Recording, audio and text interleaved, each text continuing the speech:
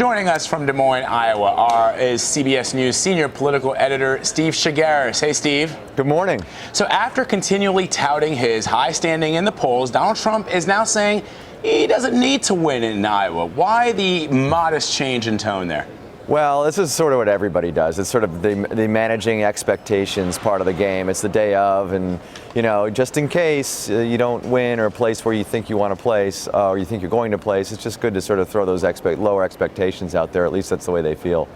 So what about the ripple effect, though? If he doesn't win in Iowa, do you think that could hurt him moving forward? Well, I think it'll be a lot easier for him if he does win. Because think about it this way. If he wins Iowa, a place where he's been down and in recent weeks been tight with Ted Cruz in the polls, if he wins here, that really sort of gives him a great momentum moving forward. If you look at polling in future states, in New Hampshire and South Carolina and other states, and if you look at his national numbers, he's way ahead.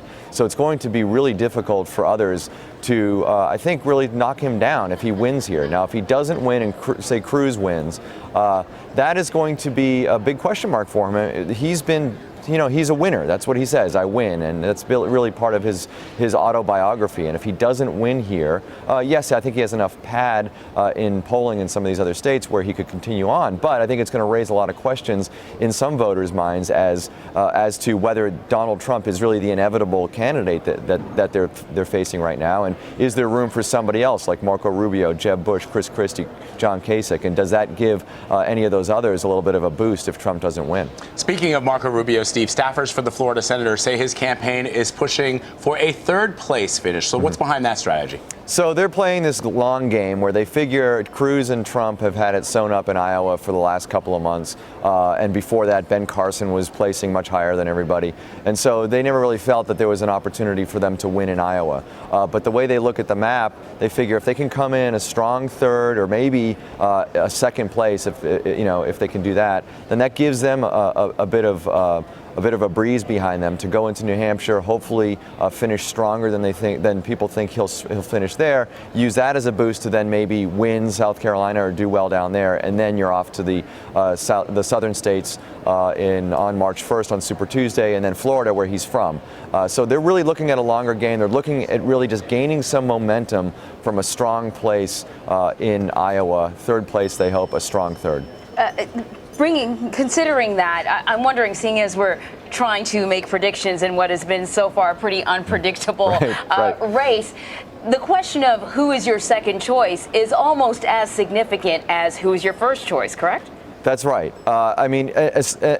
So if voters are looking at a weakness in one of the candidates, or they get cold feet, who is their second choice, right? And then that's the question, whether that will boost that person into a stronger position, either coming out of Iowa or in the future states.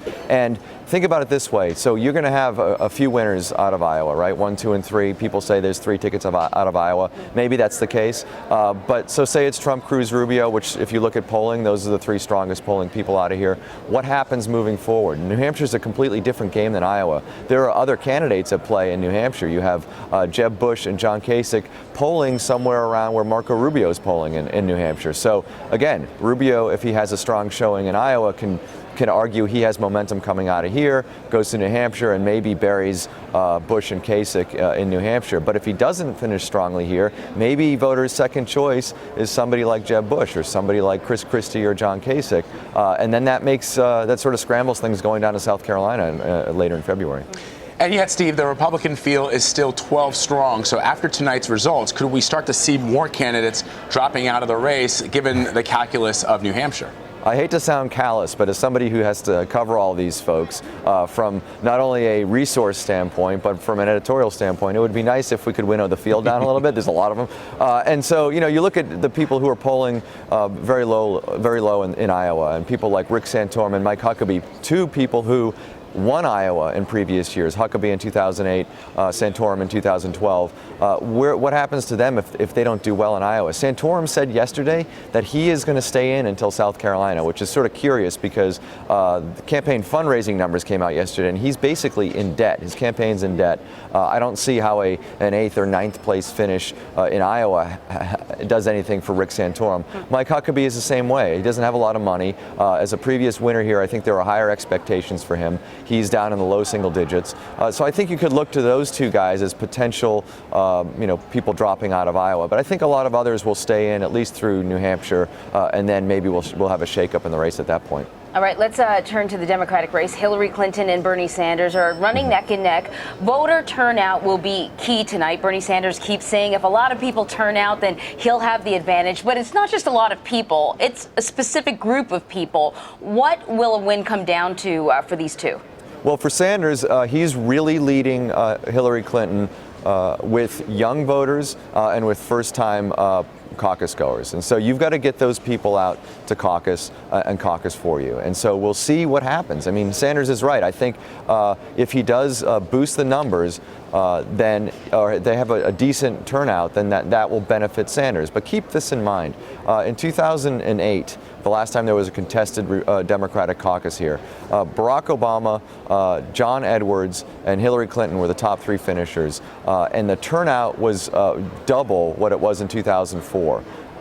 I think a lot of that had to do with Barack Obama being such a compelling candidate, bringing a lot of people into the process who hadn't been drawn into the process before. There was a lot of energy behind Barack Obama, and that really benefited him. The question for Bernie Sanders is he that kind of transcendent candidate? Is he the type of person that is comparable to Barack Obama in terms of personality, that's going to drive energy into this process where he can get numbers up 50% or 100% over 2004? And if he can, then that's good for him, because those are the kinds of people that are going to caucus for Bernie Sanders. And if not, Hillary Clinton is still polling fairly well in Iowa. It's close, but she's not losing by big margins in the polls, and she has very solid support. You look at the people who support her; it's people who tend to go caucus, and it's people who've made up their mind and know what they're getting with Hillary Clinton. So it's really incumbent on Sanders to draw those new caucus goers and young caucus goers out. Yep, Steve Chaggaris in Des Moines, Iowa. Thanks a lot, Steve. Thanks. And don't forget, CBSN is your home for all things Iowa. We'll bring you tonight's results as voting gets underway, and coverage will continue early tomorrow morning with analysis and the final vote count. We'll be live at 6:30 a.m. Eastern right here on CBSN.